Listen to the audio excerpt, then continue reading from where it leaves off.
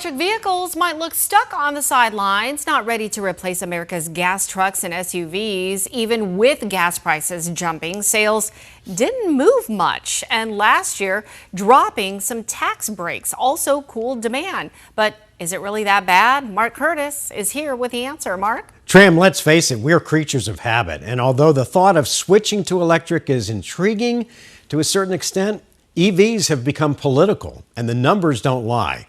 U.S. sales of new EVs fell 20% in the second quarter from a year ago.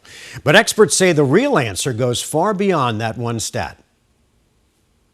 One of the reasons why EV sales are down is because there was a rush to buy them last year before the federal $7,500 tax credit expired. But looking at the second quarter, sales are actually up 15%. And used EV sales just hit a record according to Cox Automotive. So I think we're getting close to really kind of getting to that bottom and figuring out what that natural demand is. It's not just the tax credit. The Trump administration also scrapped financial penalties for automakers who violated emissions rules, which had pushed automakers towards building more EVs. Legacy automakers have taken tens of billions of dollars in charges against their earnings over the last year to downgrade EV production plans. Even Tesla, the lone automaker that made a profit selling EVs to Americans, now seems more interested in building robots than cars. I think all those things really had manufacturers step back and say, okay, what makes sense? We need to be profitable.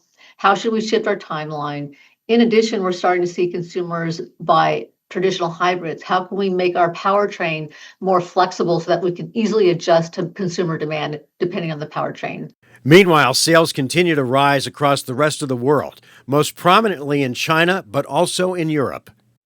And guys, most other countries still have EV incentives, and drivers there pay higher prices for gas or for diesel, so it makes sense to buy EVs. I love mine. I was going to say, I know we're do. both EV owners.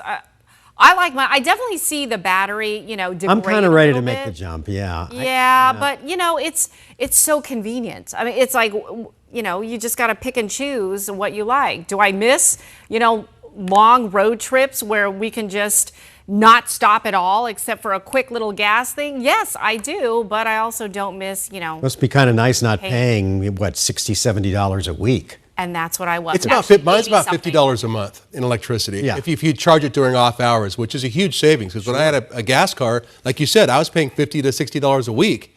So that's a big savings. And I think it's, and I don't miss going to the gas station. I know. Of course not. Yeah.